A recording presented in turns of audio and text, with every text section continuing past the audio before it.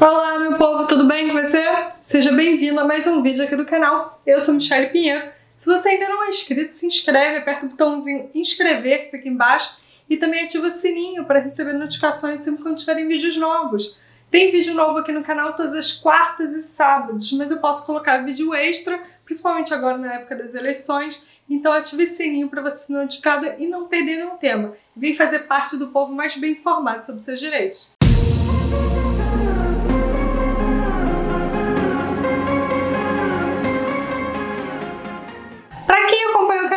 Já é inscrito, já faz parte do povo mais bem informado sobre seus direitos, então já deixa aquele like bonito pra mim. No vídeo de hoje eu vou falar sobre o caso da Mariana Ferrer, que gerou muitos comentários e discussões nas redes sociais. Eu vou explicar sobre o de vulnerável, sobre o erro de tipo e também vamos falar sobre o comportamento na audiência do caso da Mariana, além de comentarmos sobre o tal culposo, né, que é tão falado.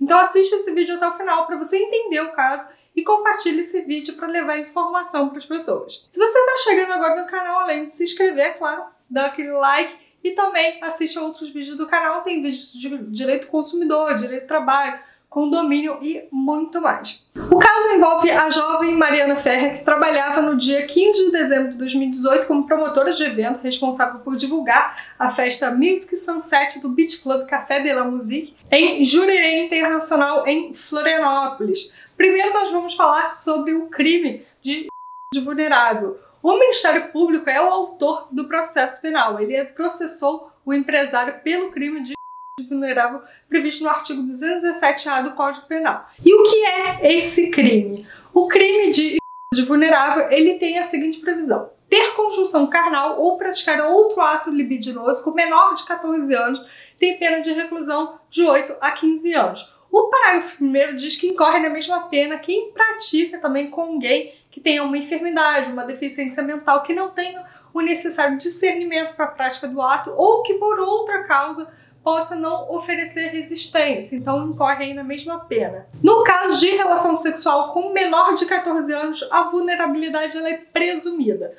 Para o crime de vulnerável, não é importante a experiência sexual da vítima ou o consentimento da vítima, né, se menor de 14 anos. Mesmo se a adolescente ou o adolescente consentirem, é crime porque existe uma presunção absoluta de que menores de 14 anos são vulneráveis. Eu estou falando isso porque muita gente fala: ah, mas a vítima já era ativa sexualmente ou já tinha relações sexuais. Isso não importa, não nesse caso, né, que a Mariana Ferrer era virgem, e isso foi comprovado inclusive em laudo. Mas eu não vou falar sobre o caso de relação sexual com menor de 14 anos, porque nós estamos analisando esse caso e a vítima não era menor de 14 anos. Se vocês quiserem, eu posso fazer um outro vídeo explicando sobre isso, inclusive explicando o que a jurisprudência, né, os tribunais têm entendido, porque muitas vezes tem um maior de 18 anos, né, que pode praticar esse crime, mas é contra uma menor de 14 anos, mas eles têm idades muito próximas. Como é que fica isso?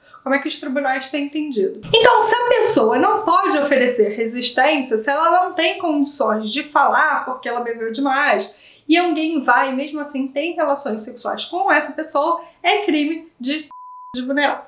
Incorre nesse crime. Esse crime, ele é um crime hediondo pela Lei 8.072 de 90. Sendo hediondo, a pena deve ser cumprida inicialmente em regime fechado. A progressão de pena em crimes comuns ocorre após o cumprimento de 1/6 da pena. Já em crime hediondo, ocorre após o cumprimento de 2/5 da pena, se primário, né, o condenado, ou 3/5 se for reincidente. Eu tenho discordâncias sobre as normas atuais de progressão de regime de pena, né, mas isso é um assunto para outro vídeo. Ainda só para registrar, em crimes hediondos são vedados os benefícios de anistia, graça, indulto e fiança. Vamos voltar para a questão da vulnerabilidade, que é o ponto principal do processo. O estado de vulnerabilidade ele tem que ser comprovado e foi isso que acabou absolvendo o réu, a falta de provas, porque ela fez um exame que não detectou a presença de entorpecente no sangue, ou seja, não conseguiu comprovar ali que ela estava bêbada ou que tinham dopado ela, que ela estava sob substâncias ali, sobre drogas, então não conseguiu fazer essa comprovação. O Ministério Público acusa o réu, mas ele pode também pedir a absolvição do réu, porque o MP ele funciona como um fiscal da lei. Então ele acusou, mas depois ele pediu a absolvição. E aí a gente tem que lembrar aqui, gente, que a vítima ela não é autora da ação penal. Quem é autor da ação penal é o Ministério Público. O Ministério Público pediu absolvição, né, por falta de provas e o juiz acatou. E aí surgiu, inclusive, um questionamento seguinte: mas o Ministério Público pede absolvição, o juiz é obrigado a aceitar a absolvição porque o Ministério Público é o autor da ação penal? Não. O juiz pode condenar com base em outros elementos. Ele não precisa seguir o Ministério Público. A absolvição foi com base no artigo 386, inciso 7º do Código de Processo Penal, que diz que o juiz absolverá o réu desde que reconheça não existir prova suficiente para condenação. E aqui a gente tem um princípio, né, em penal, que é o seguinte: na dúvida, a favor do réu. Porque se existe uma dúvida possível de que aquele réu seja, de fato, quem cometeu o crime, que ele tenha cometido aquele crime, no direito penal usa-se isso a favor do réu. Então, por isso que absolve-se por falta de provas. Se não tem prova suficiente para condenar, você absolve o réu. Eu não vou entrar aqui no mérito se a absolvição foi correta ou não, porque eu simplesmente não tenho acesso ao processo. Logo, eu não consigo ver todas as provas que foram produzidas e avaliar se essas provas foram suficientes para condenação. Porém, nós podemos fazer questionamentos com base no que nós sabemos. Sobre as provas, nós sabemos que foi verificado no exame de corpo de delito o rompimento do ímen, né, que ela era virgem, e a presença de esperma. Isso por si só não é prova de porque prova apenas que houve uma relação sexual. O que se discute é que se ela estava bêbada e não conseguia consentir e não conseguia ali resistir. E o que precisa são de provas de que ela estava bêbada para provar que ela não tinha condições de resistir. E aí que entra o exame que não detectou a presença de entorpecente no sangue, ou seja, não conseguiu comprovar que ela estava bêbada ou que tivesse ingerido drogas, ou que alguém tivesse dado drogas para ela. Dizem que ela parece bêbada quando sobe a escada, o que verificaram no vídeo que vazou, pois o local da festa disse que as imagens apagam alguns dias depois e eles não tinham mais essas imagens. Então vazou aí um vídeo mostrando ela subindo a escada com o réu. E também, gente, há um depoimento do motorista do aplicativo que levou ela depois, dizendo que ela parecia estar sob efeito de drogas. Ela chorava muito, conversava com a mãe e estava sob efeito de drogas, aparentemente. Então tem esse depoimento, né, do motorista do aplicativo. Esse depoimento, gente, é depoimento de uma pessoa. Isso é prova testemunhal. Então é uma prova dentro do processo. Se é uma prova suficiente, né, para avaliar, isso tudo tem que ser avaliado. Por outro lado, o promotor do Ministério Público se baseou, além do exame toxicológico, na suposição de que a jovem não estava bêbada, pois ela sair, né, do Café de la Musique, foi até um outro beach club procurando os amigos, e isso foi mostrado nas câmeras das ruas. Isso também não diz absolutamente nada, porque você não pode achar porque alguém foi que a pessoa tem que ter ou não uma determinada atitude. Isso é preconceituoso e é mais uma vez, né, uma tentativa de tirar o foco do agressor para colocar o foco na vítima, culpá-la e julgá-la. Igual ocorre quando as pessoas culpam as vítimas de crimes sexuais por causa da roupa que vestem ou da posição que tiram fotos em suas redes sociais. A absolvição, ela se deu por falta de provas. Quando o réu é absolvido por falta de provas, nada impede que amanhã, se surgirem novas provas, o réu pode ser condenado. O grande problema é que quando nós falamos em crimes sexuais, as provas e os vestígios, eles desaparecem com o tempo. Mas nada impede amanhã ter uma pessoa que tem essa gravação de outros momentos do local e entregar essas imagens, comprovar aí que a jovem estava bêbada, comprovar outra coisa que ajude aí ao caso. Aliás, gente, o primeiro delegado que atendeu a ocorrência não solicitou as imagens das 37 câmeras de segurança que havia no clube. Ainda existe a possibilidade de mudança da sentença através de recursos. E que história de esposa é essa, Michele? Eu vou explicar, gente, mas antes eu preciso falar sobre erro de tipo. O que é tipo penal? Tipo penal é a descrição de um fato ilícito em uma lei, em uma norma. Nesse crime que nós estamos comentando, para que haja crime tem que ocorrer todas as palavras, vamos dizer assim. O crime de homicídio é matar alguém. Para praticar esse crime, a pessoa tem que matar e tem que ser alguém. Se matar uma barata, não entra porque não é alguém. Então, o crime de homicídio, por exemplo, é um crime que você tem que cumprir esses requisitos de matar alguém. Isso é tipo penal. São os elementos de tipo. Matar um elemento, alguém é um outro elemento. Então você tem que cumprir todos os requisitos de palavra, né?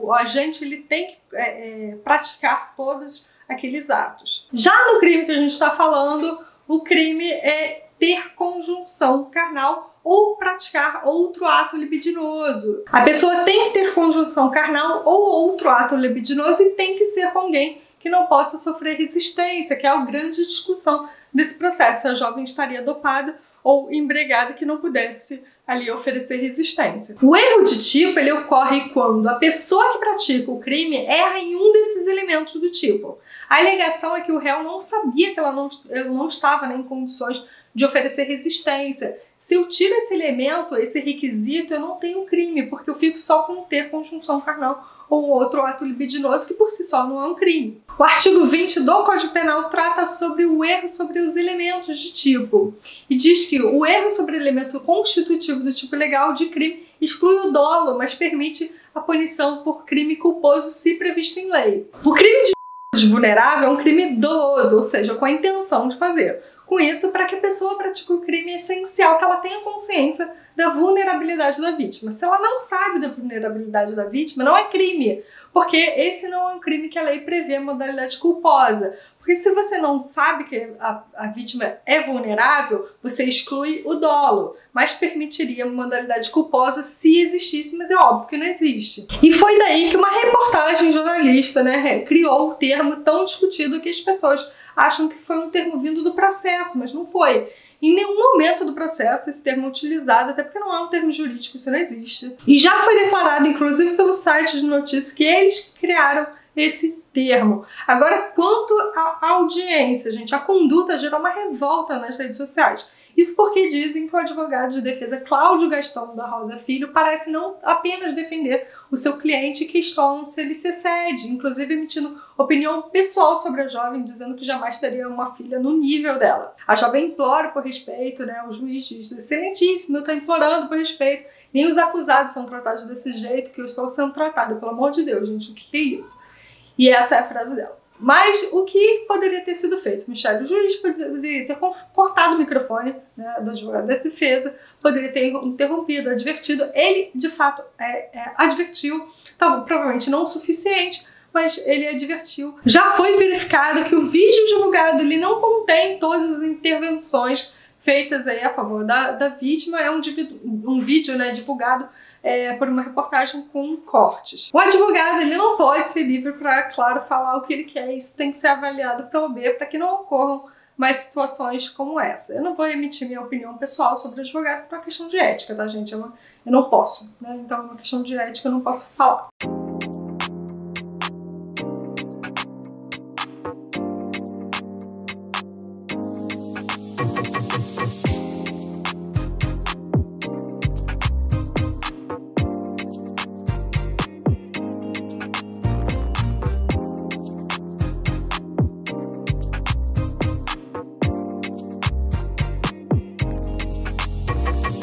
Nós temos que pensar que a sentença foi por ausência de provas suficiente para condenação, que significa que a jovem pode estar falando a verdade e ela foi.